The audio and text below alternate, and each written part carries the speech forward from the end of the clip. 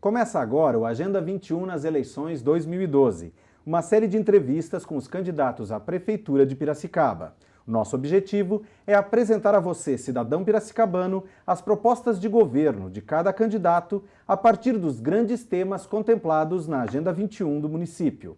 No decorrer de 7 blocos, de 7 minutos cada um, conversaremos sobre diversos temas de interesse da coletividade. As perguntas de nossos convidados tomam como base as questões enviadas pela sociedade civil e também os dados levantados em pesquisa feita pela equipe de produção do programa. Nessa edição, nossos convidados para representar a sociedade local são Luiz Fernando Guedes Pinto, engenheiro agrônomo, gerente de certificação do Instituto Imaflora. Odinei Roque Assarice, advogado nas áreas trabalhista e civil, presidente da Ordem dos Advogados do Brasil, 8ª Subseção Piracicaba. E Paulo Roberto Botão, jornalista e professor universitário, coordenador do curso de jornalismo da Universidade Metodista de Piracicaba, a Unimep.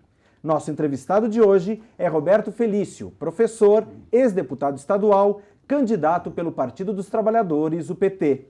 Nesse primeiro bloco, o assunto em pauta é governança. E para iniciar a entrevista, convido o engenheiro Luiz Fernando. Professor Felício, Piracicaba tem hoje por volta de 20 conselhos em funcionamento que tem a participação do poder público e da sociedade civil, tratando de vários temas como saúde, meio ambiente e cultura. Eu gostaria de saber como o senhor pretende se relacionar com esses conselhos durante o seu mandato e se o seu plano de governo prevê algum tipo de apoio para o funcionamento adequado desses conselhos.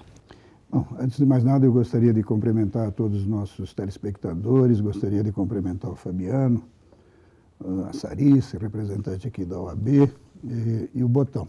E a você, Luiz Fernando, que inicia o nosso debate aqui. Olha, eu quero, antes de mais nada, assumir um compromisso de fazer um governo democrático, um governo popular, um governo com participação, um governo com inclusão. Tá? Ir além dos limites daquilo que é o chamado regime republicano, que é as relações do executivo com o judiciário e com o legislativo, que precisam conviver de maneira harmoniosa e equilibrada. Mas é possível ir além. Os conselhos são instrumentos de participação da sociedade. Eu pretendo, se eleito prefeito, realizar conferências de cada um dos temas, conferência de saúde, conferência de educação, conferência de mobilidade urbana, conferência para tratar dos grandes assuntos E acho fundamental que o poder público ele incentive o funcionamento dos conselhos com o cuidado, Luiz, de não manipular. Eu acho que a eleição dos conselheiros tem que ser uma livre escolha da sociedade, não tem, a nomeação é uma nomeação no sentido de dar canetada, mas eu acho que quem faz a escolha dos participantes do Conselho da Terceira Idade é a população da terceira idade.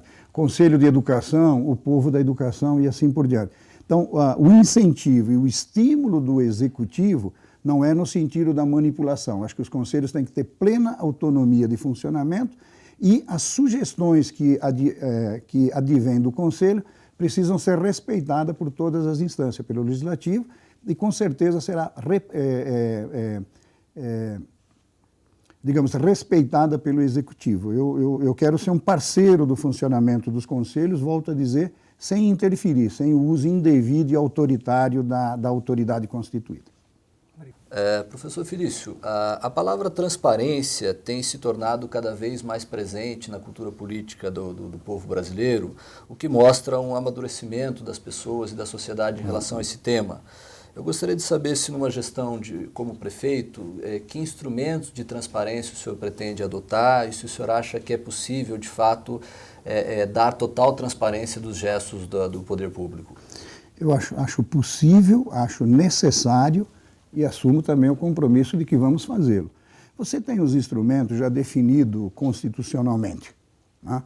O prefeito tem que enviar para a Câmara Municipal uma proposta de orçamento, a Câmara Municipal aprecia essa proposta, nós vamos propor que a gente faça planos decenais e nós vamos expor todas as contas públicas. Então, volto a dizer, você tem um mecanismo que é o previsto já constitucionalmente, as contas da Prefeitura são julgadas pelo Tribunal de Contas, isso já assegura um grau de transparência relativamente alto, Inclusive, às vezes, há sugestões do próprio tribunal no sentido de correção de algum detalhe, mas eu acho que através de página própria, de sítios na internet, das conferências que nós referimos no processo anterior, é possível dar total transparência sobre todos os aspectos. Transparência no que levou a prefeitura, o prefeito a tomar uma decisão. Você sabe que pelo Estatuto das Cidades, muitas vezes para iniciar uma obra, você tem que avaliar impacto ambiental e você tem que fazer uma consulta popular sobre o inconveniente, como é que aquilo mexe com a vida das pessoas, porque às vezes uma obra ela interfere na dinâmica e na vida das pessoas. Então o problema da transparência não é só um problema de natureza contábil, mas é evidentemente também um problema de natureza contábil. É importante que a população, que é quem paga impostos, a população é quem faz com que haja um orçamento, o orçamento é constituído de uma contribuição de toda a população, e é necessário que a população tenha conhecimento, quanto está sendo gasto em educação, quanto que está sendo gasto em saúde, em transporte, ela tenha conhecimento pleno das ações, que é um mecanismo que a sociedade terá para controlar também as ações do prefeito e de todo o seu secretariado e de toda a sua equipe. O Agenda 21 nas eleições 2012 vai para o seu primeiro intervalo e volta já.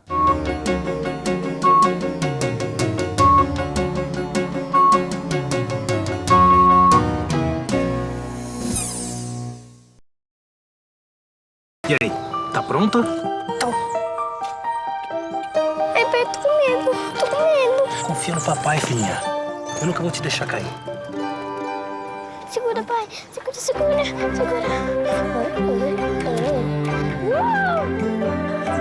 Que linda.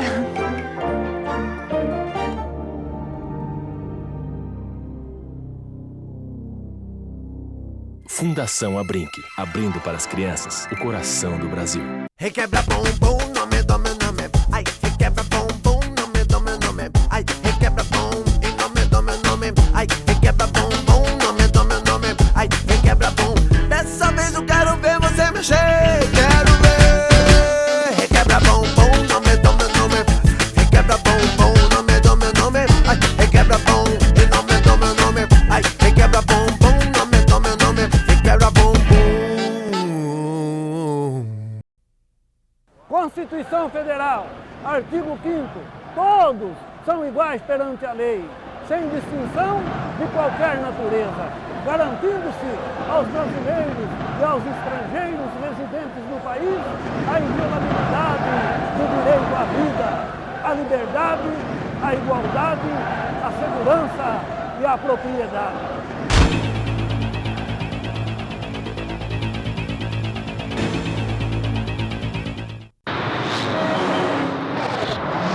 O sinal vermelho não é vermelho por acaso. Obedecer a sinalização. Esse é o código.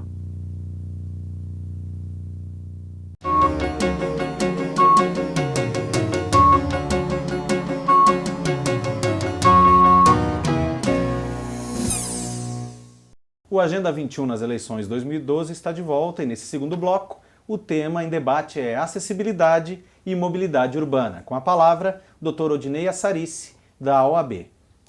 Queria cumprimentar o candidato Felício e já começar com a seguinte pergunta.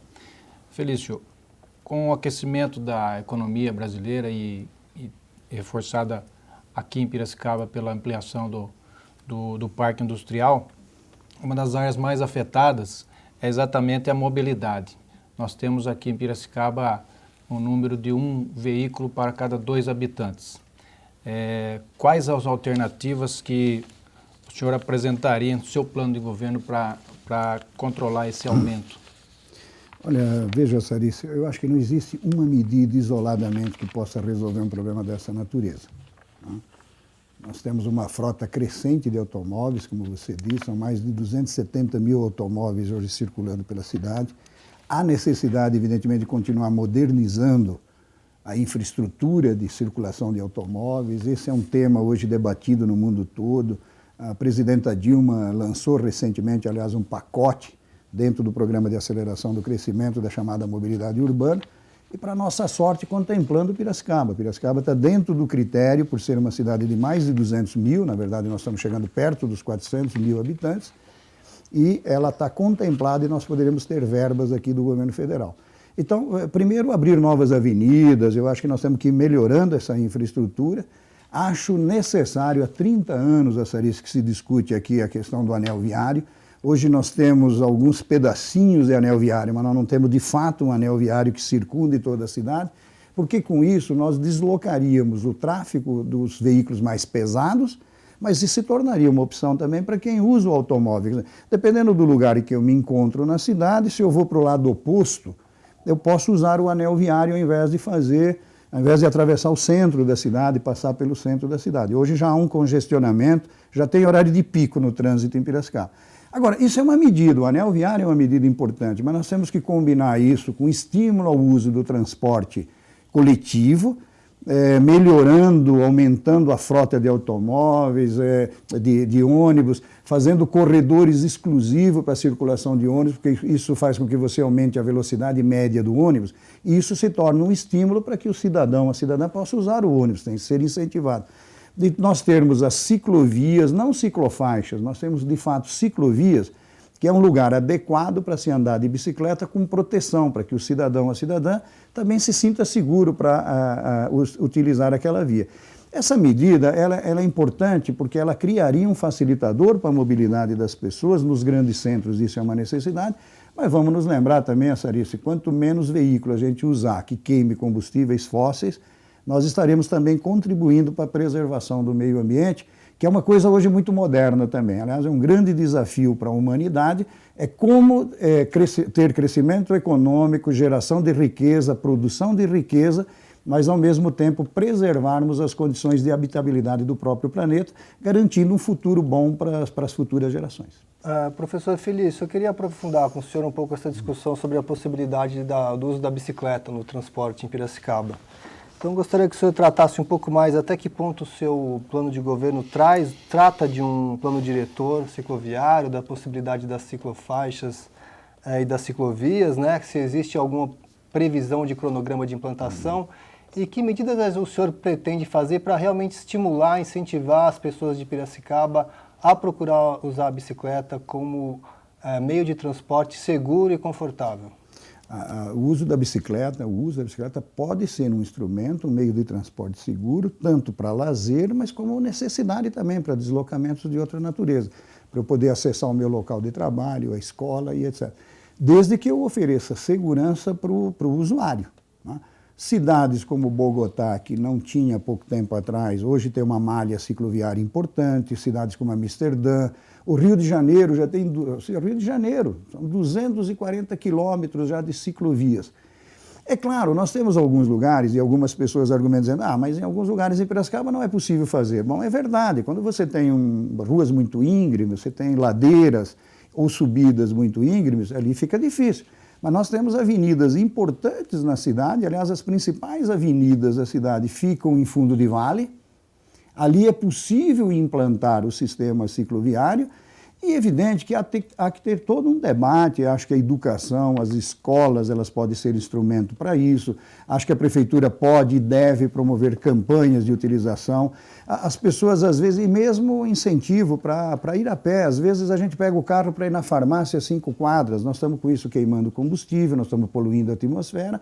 E andar faz bem também, até para a nossa condição física, para a nossa condição de saúde. Agora, o prazo, é evidente que nós vamos ter que discutir isso com o governo federal, nós podemos ter ajuda do governo federal.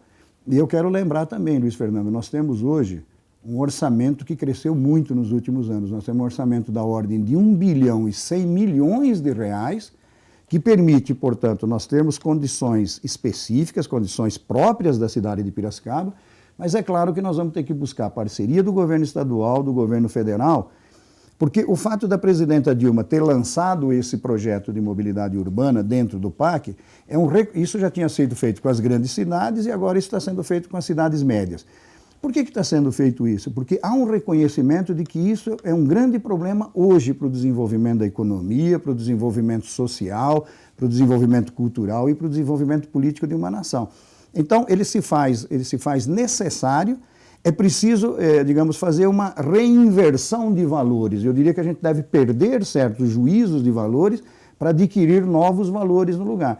Eu acho que a cidade precisa construir ponte, novos viadutos, mas eu acho ruim que nós façamos hoje um viaduto novo sem estar prevendo uma futura ciclovia naquele viaduto e, em muitos casos, até mesmo sem prever a faixa até de pedestre. Nós vamos para mais um intervalo e já voltamos. Não saia daí.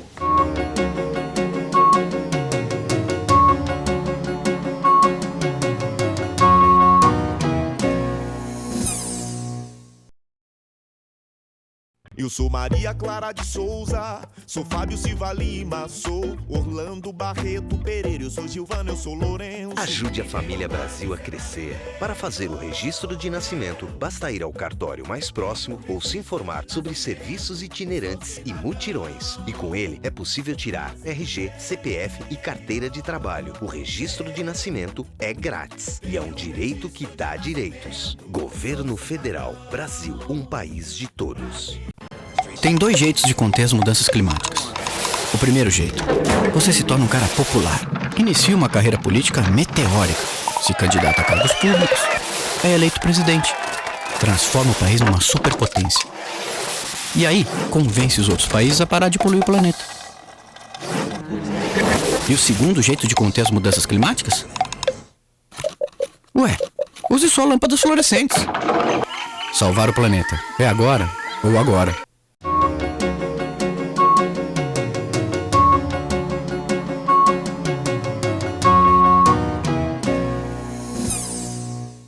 Estamos de volta com a Agenda 21 nas eleições 2012, hoje conversando com o ex-deputado e professor Roberto Felício, candidato do PT. Nesse terceiro bloco, nosso tema é adensamento urbano e geração de emprego. Com a palavra, o professor Paulo Roberto Botão. Roberto Felício, a população de Piracicaba tem aumentado nos últimos anos e existe a perspectiva de um aumento ainda maior nos próximos. Quais os impactos desse aumento da população para a administração pública? E se, na sua opinião, a administração está preparada para um aumento significativo de população sem que haja uma piora na qualidade dos serviços públicos? Esse Botão, talvez um dos grandes desafios que a cidade tem, né? E, aliás, que a cidade tem e o país tem, né? Um desafio da humanidade como um todo. Como é que a gente combina desenvolvimento econômico, crescimento vegetativo da população com qualidade de vida? Muitas vezes até se confunde um pouco, né? Quer dizer, às vezes as pessoas têm um pouco dessa tradição de dizer a minha cidade já tem 500 mil de habitantes, ou já tem 1 milhão de habitantes, confundindo às vezes o tamanho. Quem vive numa cidade como São Paulo, às vezes até de se orgulhar de viver numa das maiores cidades do mundo. Eu acho que a gente deveria perder um pouco isso como referência e ter como referência o problema da qualidade de vida. O quanto que a minha vida é boa vivendo numa cidade como Piracicaba, que já beira os 400 milhões de pessoas. Acho que é um desafio para o país, acho que é um desafio para a cidade, né? Nós precisamos crescer, a economia do país precisa crescer, precisa ter distribuição de renda. Nós já somos hoje a 6ª maior economia do mundo, mas nós temos graves problemas sociais. Claro que isso depende de uma política articulada, não depende só de fatores locais. Mas acho que a estimativa de crescimento da cidade nos leva à necessidade de ter um plano piloto, de nós projetarmos, aliás, a ONG Pira 21 contribui muito para isso, de nós fazermos conferências sobre plano piloto, sobre o plano de desenvolvimento da cidade, para que a gente adote medidas articuladas para enfrentar esse problema. Felizmente, hoje a gente já tem, viu, Botão, uma certa desaceleração do crescimento vegetativo da população. As taxas de crescimento demográfico no Brasil e no mundo, aliás, felizmente, tem uma tendência à redução. Mas como Piracicaba é uma cidade que incorpora desenvolvimento econômico, desenvolvimento tecnológico, ela tende a ter um crescimento um pouco acima da média. Isso demanda necessidades de infraestrutura, de transporte, de melhorar o nosso adensamento urbano. Se você olhar o mapa da cidade, a distribuição geográfica da cidade de Piracicaba, você verá que você tem bairros muito distantes do centro e você tem, ao mesmo tempo, grandes porções de terra mais próximas do centro. Isso gera uma série de problemas, inclusive de locomoção das pessoas. Quer dizer, um bairro a 5, 6, às vezes até 10 quilômetros do centro da cidade, gera problema de transporte, mas gera também problema de infraestrutura na área da educação, na área da saúde. Então, discutir o adensamento urbano, fazermos a conferência da cidade para fazer um amplo debate, está em conformidade com o que eu chamei de uma administração pública popular e democrática. É evidente que o prefeito e a sua equipe têm que ter as ideias gerais de como deve ser o desenvolvimento da cidade, mas acho que a gente deve convocar a população, os especialistas. Há uma expertise, evidentemente, instalada em Piracicaba, que precisa e pode ser convocada para o poder público para ajudar nesse debate. Professor, apesar do aquecimento na economia, um dos desafios ainda a ser vencidos é a criação de oportunidades de trabalho para o jovem, inclusive aqueles que já estiveram internados em instituições como a Fundação Casa, por exemplo. Como o seu plano de governo vai abranger essa questão da geração de emprego, inclusive para essa faixa da população? É evidente, Assarice, que primeiro nós temos que observar que geração de emprego depende de fatores locais. Cada obra que você desenvolve aqui, cada realização na cidade, ela significa incorporação de mão de obra. O estímulo à vinda de outros fatores econômicos para a cidade vai contribuir muito para isso. Então, o desenvolvimento econômico da cidade vai gerando naturalmente emprego. Mas isso depende de política no campo estadual e no campo nacional. Se o Brasil cresce, você tem geração de emprego. As políticas agora adotadas pela Dilma, a redução de IPI da chamada linha branca dos automóveis, estimula a venda daquele produto e estimula a geração de emprego. Penso que a cidade, especificamente sobre esse segmento da sociedade que é a juventude, eu penso que a cidade precisa reinventar o seu diálogo com a juventude. Nós falamos tanto em conferência, é preciso fazer também a conferência da juventude para a gente definir políticas públicas para a juventude que passa, Sarice, pelo emprego, como você citou, mas que passa por outras questões também, do acesso à cultura, do acesso ao lazer, do acesso ao esporte, da nossa juventude se ocupar das chamadas atividades sadias, o que também contribui para a segurança pública, porque nos ajuda também a combater o narcotráfico. Você sabe que a juventude é o segmento da sociedade mais assediada pelo narcotráfico, até pelo modo de ser do jovem mesmo, pelos seus sonhos, pelas suas inseguranças, né? Então nós temos que pensar em incorporar a juventude, primeiro, num sistema educacional extremamente eficiente, e fazer com que a nossa juventude vá para a escola, que ela possa realizar o sonho, inclusive, de chegar à universidade. Ela pode ir para uma escola técnica, adquirir uma profissão, mas se for o desejo dela de chegar à universidade, ela ter esse mecanismo. Com isso, nós estaremos também preparando a nossa juventude de maneira técnica para que ela enfrente os novos desafios do mercado de trabalho. Parte considerável, viu, Sarice, das ofertas de emprego, isso vale para Piracicaba e vale para o Brasil, parte considerável da oferta de emprego não é preenchida por falta de qualificação da mão de obra. Então, esse é um desafio para o país, requalificar a mão de obra e, sobretudo, no caso da juventude, qualificá-la para um mercado de trabalho que é cada vez mais sofisticado e que exige cada vez mais conhecimento. Então, nós temos que ter uma educação de qualidade que leve ao desenvolvimento das capacidades cognitivas, que as pessoas possam se apropriar da tecnologia e transformar isso numa atividade técnica. Então, o incentivo à nossa juventude e à população como um todo, inclusive de reintroduzir no mercado de trabalho a chamada terceira idade, pessoas, ou às vezes não tão terceira idade, mas do mundo adulto, pessoas que às vezes com 50 anos perdem o emprego e que precisa ser requalificada para o retorno ao mercado de trabalho.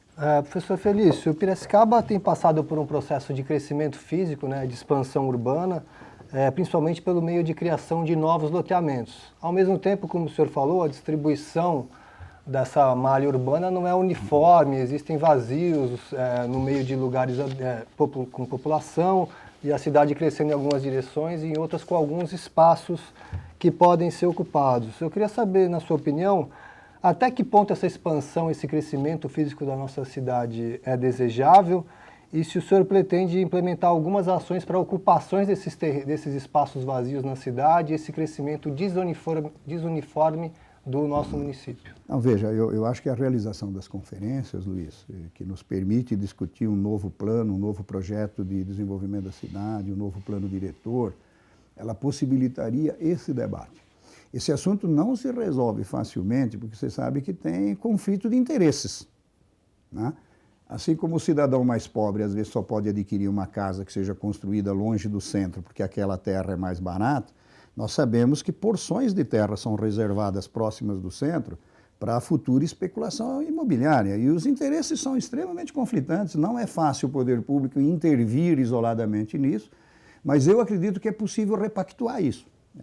É possível pactuar de forma diferente do que está pactuado hoje, de chamar os interesses todos, os empresários do ramo imobiliário, as entidades representativas de trabalhadores, os sindicatos, as associações de moradores e fazer um debate sério sobre isso, né? A cidade não pode continuar jogando parte da população para longe do centro, criando bolsões distantes, que, volto a dizer, cria problema, inclusive, de transporte, e a especulação imobiliária tomar conta, digamos, da parte mais nobre.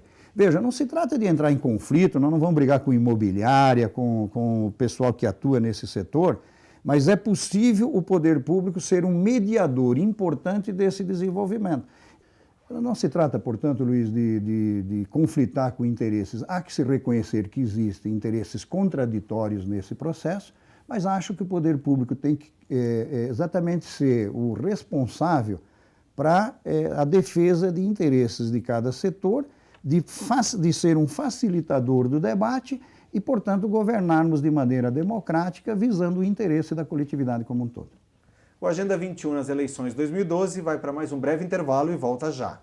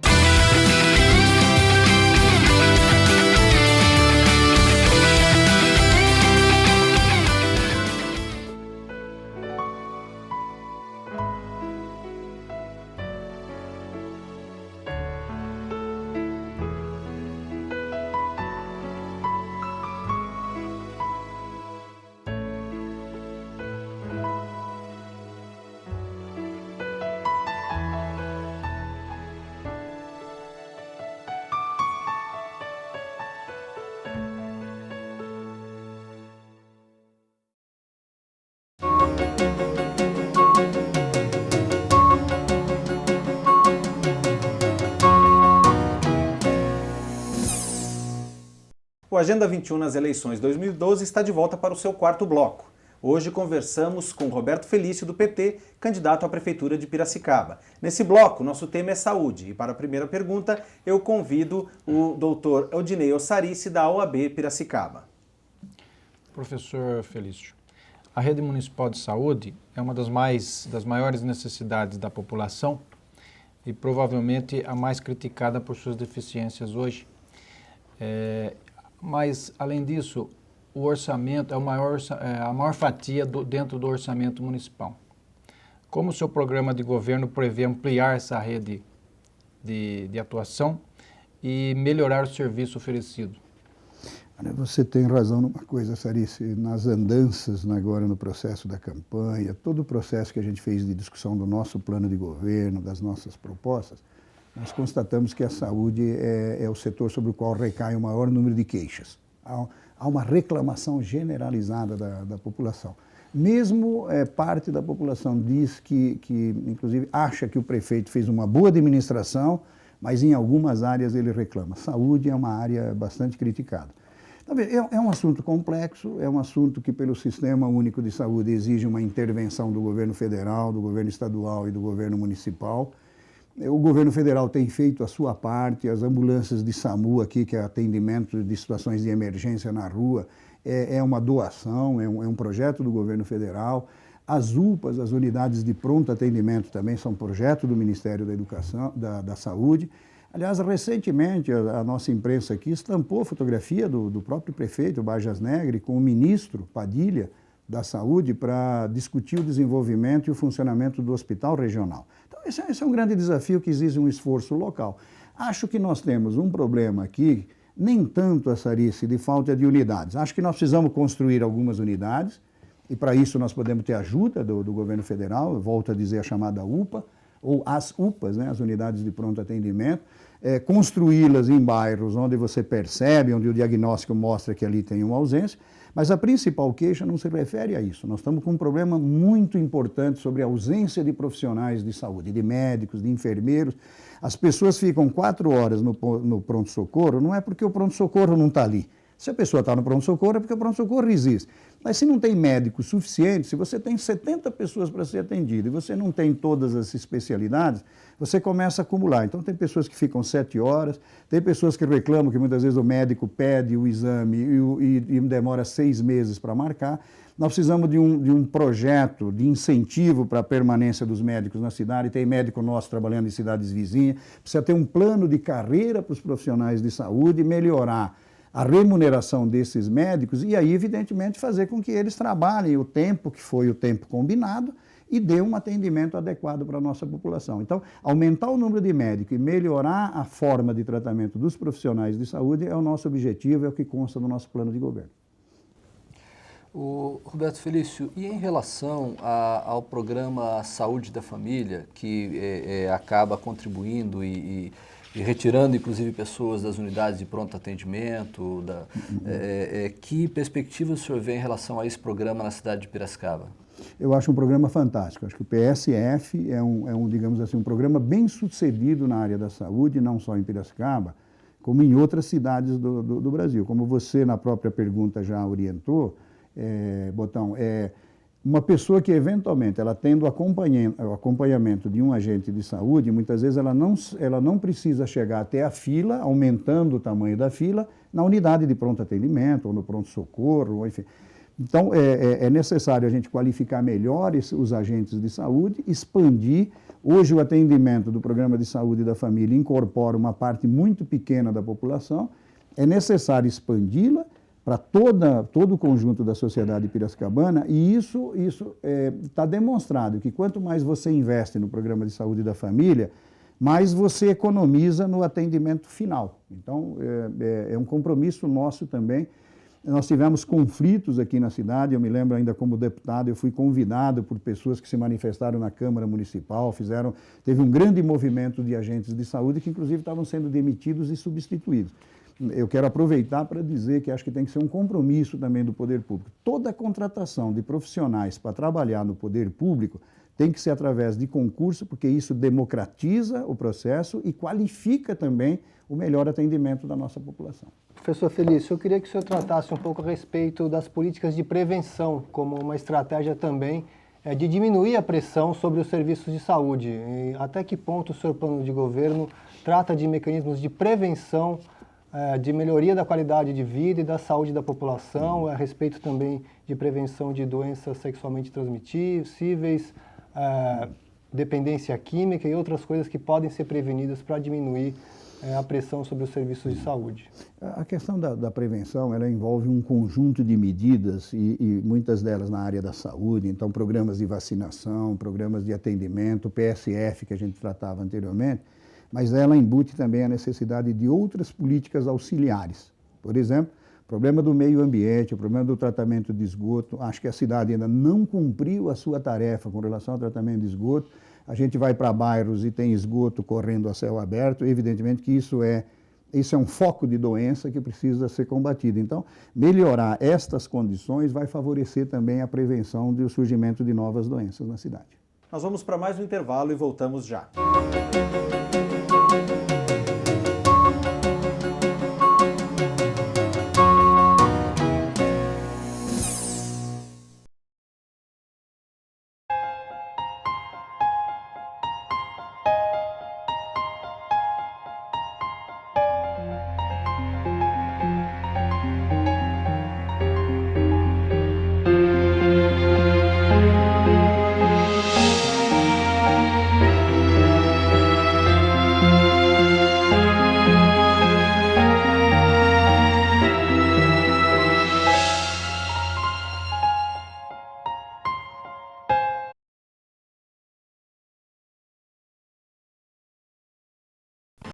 Tem dois jeitos de conter as mudanças climáticas.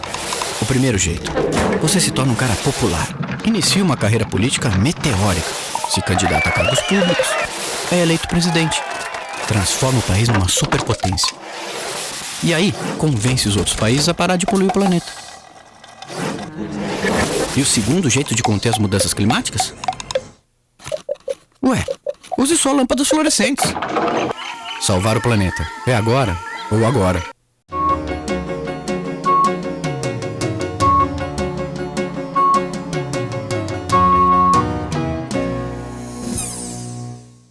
O Agenda 21 nas eleições 2012 está de volta, hoje conversando com o professor Roberto Felício, candidato do PT à Prefeitura de Piracicaba. No nosso quinto bloco, o tema é educação. E a primeira pergunta será direcionada pelo professor Paulo Roberto Botão.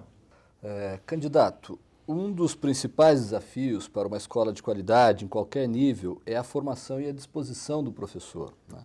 Quais as suas propostas nessa área para os professores da Rede Municipal de Ensino de Piracicaba e que tipo de investimentos podem ser feitos para que tenhamos professores melhores preparados e principalmente mais motivados para o seu trabalho? Veja, você que é professor, Botão, sabe que o objetivo, que é uma perspectiva importante da educação é a busca permanente da qualidade, né? A hora que a gente conquistar um patamar de qualidade superior ao que nós temos hoje, nós vamos ter que nos preparar para buscar um patamar ainda superior. Então, a busca permanente por uma nova qualidade é um objetivo, é um desafio, aliás, para a humanidade como um todo. Nós vamos fazer, Botão, o ano que vem, uma conferência de educação na cidade. Nós vamos chamar os educadores, de modo geral, os docentes e os não docentes, nós vamos chamar os pais, e nós vamos chamar na sociedade piracicabana todos os interessados. Esse tema é um tema tão abrangente que ele não pode ficar só na mão dos educadores e dos pais dos nossos estudantes. Todos os interessados, as entidades da sociedade civil, serão convocadas a participar. A conferência permitirá nós termos na cidade, Botão, uma coisa que lamentavelmente nós não temos ainda. Nós temos um plano municipal de educação. A Constituição prevê, nós temos um plano nacional de educação. Infelizmente, no estado de São Paulo, nós não temos o plano estadual de educação. Infelizmente, em Piracicaba, nós não temos o plano municipal. O plano municipal de educação é o que possibilita você estabelecer metas. Metas de qualidade para atingir determinados patamares com relação aos nossos alunos, mas estabelecer também as metas de formação para os professores. Os professores municipais ainda não têm também o seu plano de carreira, aliás, é uma exigência constitucional, a Constituição manda que os municípios façam os planos de carreira, previsto inclusive no Fundo de Desenvolvimento da Educação Básica, no Fundeb, que é uma emenda constitucional do presidente Lula que alterou o antigo Fundef.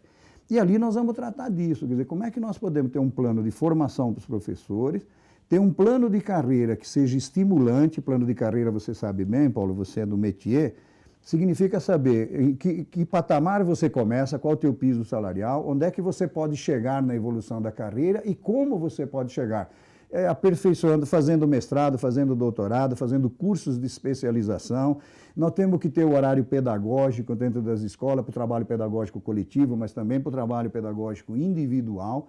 Eu penso que com isso nós vamos criar políticas adequadas para a formação, para melhorar o trabalho dos nossos professores, que são de resto, viu, Paulo? Se ainda existe uma qualidade na rede pública de ensino, é graças ao empenho dos nossos profissionais, mas que precisa de um melhor suporte e de um apoio maior do poder público. Professor, o governo municipal construiu novas escolas, construiu novas creches, reformas, mas ainda sofre com a reclamação com oferecimento para oferecer vagas em tempo integral nas escolas e creches. Como o seu governo vai tratar desse assunto? Veja, acho que os sucessivos governos, viu, Sarice, vêm construindo uma rede na cidade. Se você pegar os últimos 6, 7 prefeitos, nós estamos tendo uma ampliação significativa da nossa rede de educação infantil. O governo do estado fez, através da municipalização, um repasse também de parte das nossas escolas, especialmente aquelas que hoje nós chamamos do 1º ao 5º ano do ensino fundamental. Mas nós estamos precisando fazer mais, nós precisamos construir novas escolas, também volto a dizer, parece uma coisa recorrente, mas é que é. O Ministério da Educação tem hoje, através do Pró-Infância, um projeto para a gente construir novas unidades escolares aqui, e nós vamos fazer isso. Agora, veja, o tempo integral na educação infantil, Sarice, ele é uma necessidade do ponto de vista pedagógico, porque o ser humano ele começa a ter o seu desenvolvimento intelectual desde o momento que ele nasce. Aliás, a ciência já dá conhecimento que a velocidade de desenvolvimento intelectual do ser humano é maior nos primeiros anos do que nos últimos. Nos últimos, eu diria que a gente tem um acúmulo intelectual maior, porque a vida nos possibilitou isso.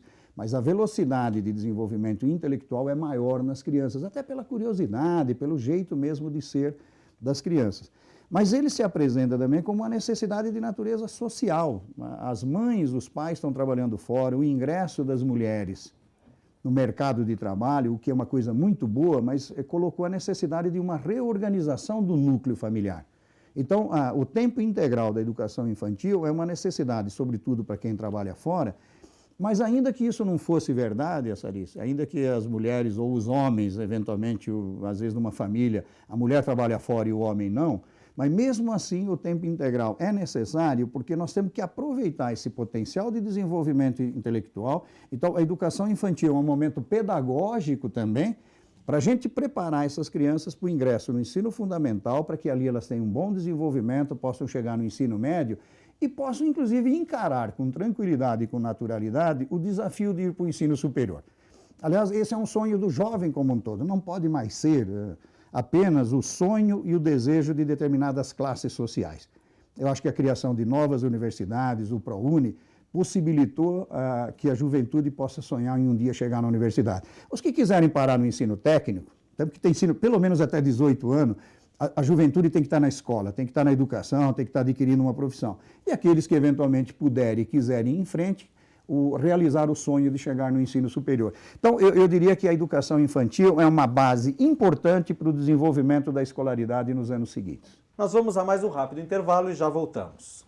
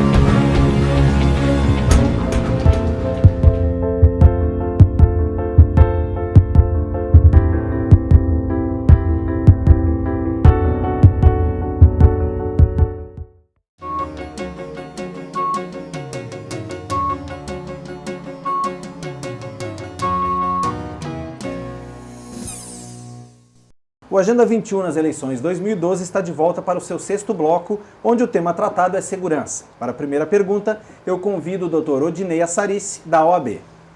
Professor, questões como melhorias na infraestrutura de iluminação pública, instalação de câmeras e também a descentralização da presença da Guarda Municipal pelos bairros, são apontados como medidas preventivas que ajudam na redução da criminalidade. Que outras medidas estão previstas no seu plano de governo para diminuir esse índice de criminalidade?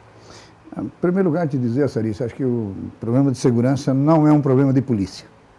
É um problema que exige a presença de polícia, mas não é só um problema de polícia.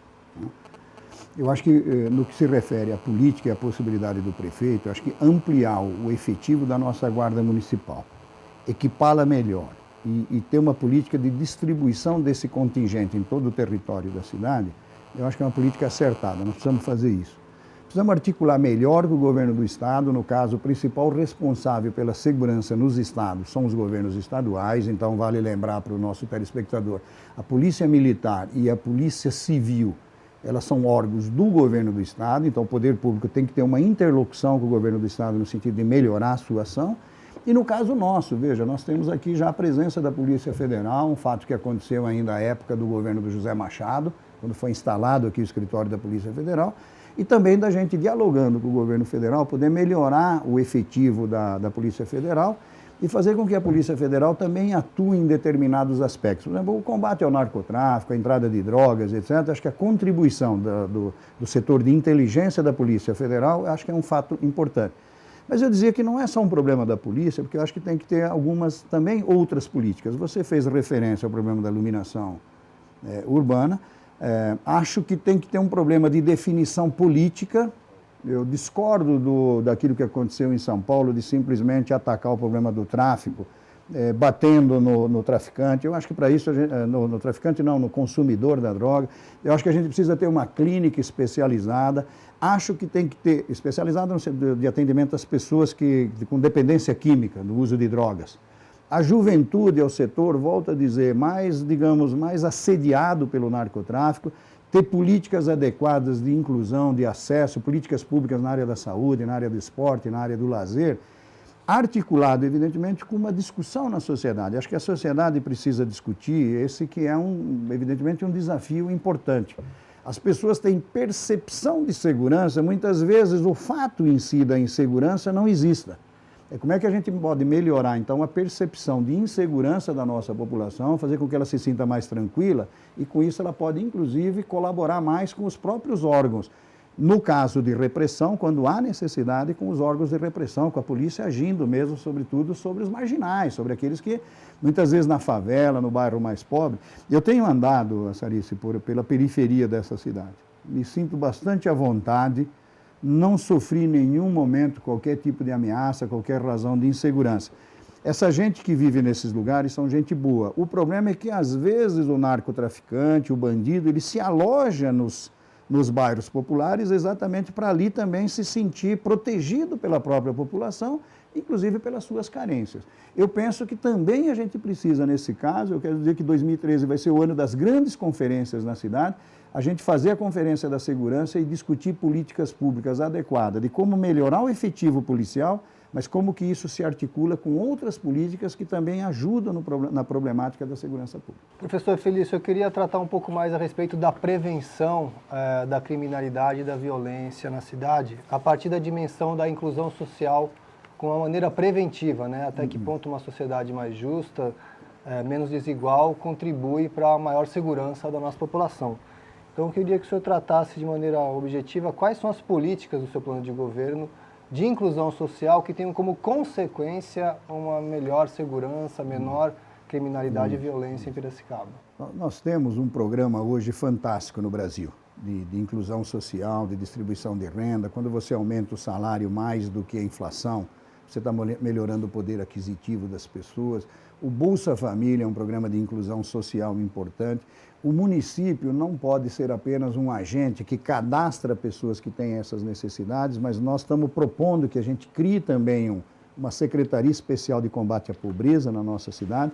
Volto a dizer, pobreza não está necessariamente associado à violência. Muitas vezes, os espaços públicos onde existe a pobreza, ele é usado como escudo pelo bandido. Então, da gente ter a presença, veja, explicando de outra forma, eu vou caminhar na Rua do Porto, no Parque da Rua do Porto, e fico às vezes à noite, eu me sinto à vontade, fica aberto até 10 horas da noite. E ali as pessoas têm uma percepção de segurança porque tem uma presença da Guarda Municipal. Se nós distribuirmos esse contingente para os bairros, eu acho que a gente cria uma política de segurança para a população e onde ela própria possa também, digamos, fazer sugestões, ela própria participar do processo e às vezes até de denúncia de situações, fazer chegar ao conhecimento do poder público situações que são vivenciadas às vezes dentro da favela, dentro do bairro operário, dentro do bairro mais distante do centro da cidade. O Agenda 21 nas eleições 2012 vai para o seu último intervalo. Nós voltamos já.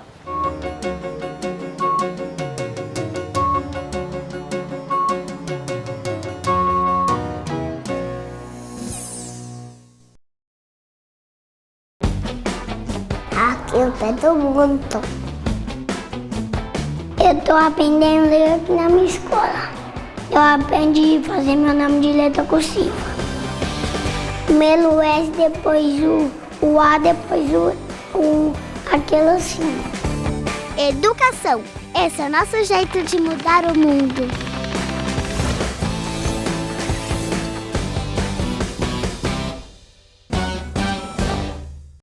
Para sua espécie continuar existindo por milhões de anos. Boa noite. Boa noite. A floresta amazônica sofre com o desmatamento. Mas desmatar não é só cortar árvores, tem também o problema das queimadas. E é isso que o nosso repórter Tino Rex vai mostrar ao vivo da Amazônia.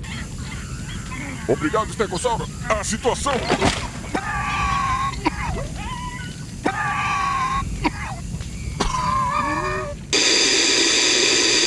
Ouça uma conversa gravada entre um governante e uma ambientalista. Sabia que entre 2006 e 2007, a área queimada e desmatada na Amazônia foi equivalente a 1 milhão de campos de futebol? Mas eu adoro futebol. Agora tem mais lugar para jogar bola, não é? Cobre dos governantes o fim do desmatamento na Amazônia. Aproveite enquanto você ainda pode fazer muito pela sua espécie. Senão no futuro alguém vai botar toda a culpa em cima de um meteoro. Boa noite. Boa noite.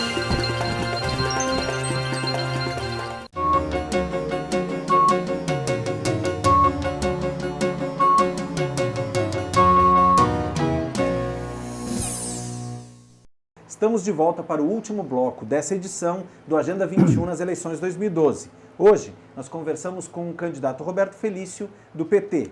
Nesse último bloco, o tema é meio ambiente. E para a primeira pergunta, eu convido o engenheiro Luiz Fernando, do Imaflor. Professor Felício, minha última pergunta, eu agradeço a sua atenção e a oportunidade de estar aqui. Muito obrigado. Eu queria tratar sobre os resíduos na cidade de Piracicaba, né? A geração de lixo e outros resíduos. A gente tem uma taxa de reciclagem bastante baixa em Piracicaba, que é menor de 5% hoje.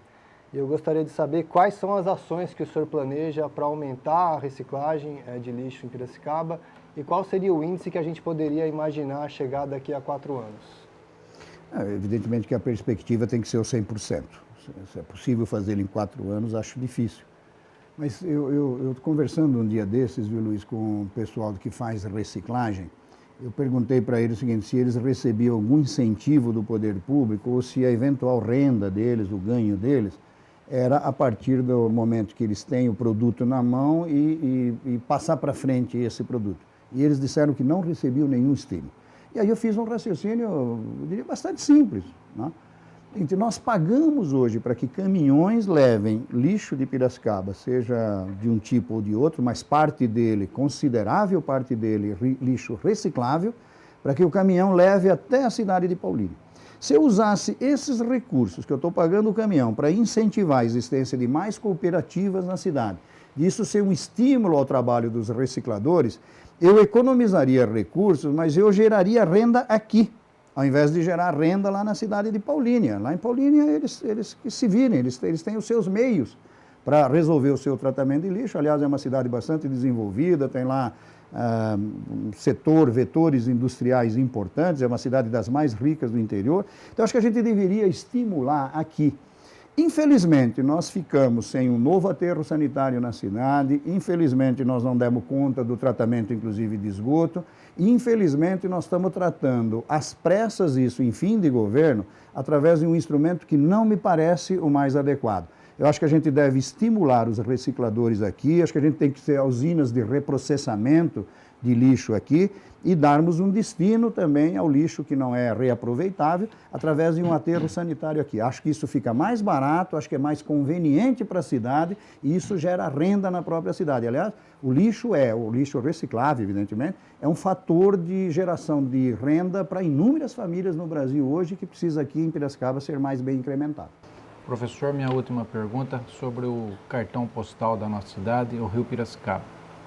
É uma questão importantíssima para a população, é a preservação e a recuperação do nosso rio. Ele sofre com lançamento de esgoto doméstico, industrial. Eu queria saber qual a sua proposta para mudar essa realidade do nosso rio. Primeiro, eu quero aqui admitir uma coisa. Eu vivo nessa cidade há 23 anos e meio, conheço muitas cidades do Brasil e até algumas fora do Brasil. Poucas cidades têm esse patrimônio. Acho que é importante que se diga isso, para que a população abrace essas coisas.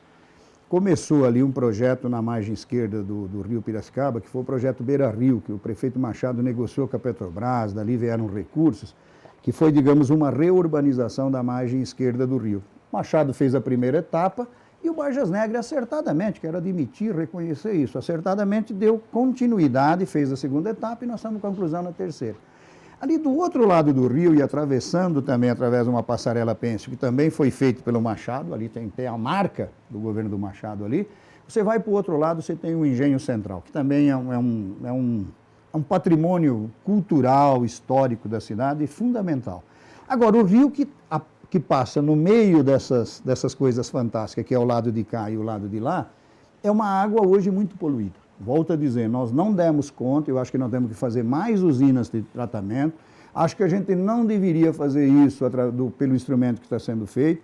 Volto a dizer, o governo federal financia, inclusive, a construção de novas usinas de tratamento, e claro que isso depende de um problema, que também aí houve um pioneirismo do Machado, que foi a criação do consórcio, do PCJ, o Rio Piracicaba, do qual faz parte o Rio Piracicaba, aliás, é o principal rio do chamado sistema PCJ, que significa propor que cada cidade ela possa cumprir, digamos, a sua responsabilidade, porque parte do esgoto que é jogado para o Piracicaba, ele vem das cidades de cima. Nós somos a última grande cidade aqui antes da represa da Barra Bonita. Nós temos que fazer a lição de casa, mas nós temos que articular através do PCJ para que os outros possam fazê-lo também, para que a água aqui já chegue com uma qualidade melhor.